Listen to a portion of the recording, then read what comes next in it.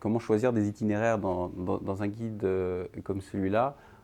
En pratique, je suis parti donc au départ de ce que je connaissais. Ça a permis de remplir, on va dire, une base de données, une boîte dans laquelle il y avait un certain nombre d'éléments.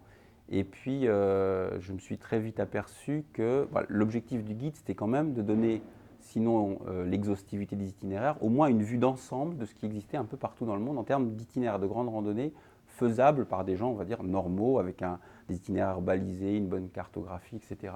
Et donc, il y avait des trous, et des trous que je ne voyais pas laisser passer.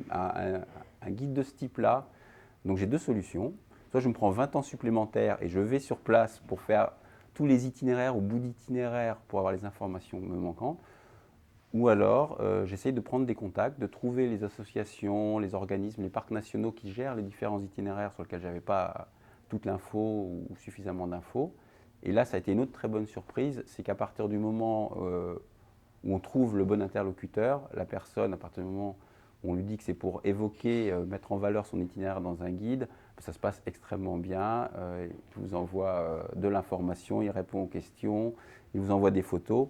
Et donc, ça s'est tellement bien passé que les itinéraires que je pensais connaître au départ, ou que j'avais fait, ou pour lesquels j'avais suffisamment de documentation, j'ai souvent quand même cherché à prendre un contact parce que la personne qui gère l'itinéraire, elle le connaît mieux que n'importe quel guide ou que n'importe quel randonneur qui l'a fait.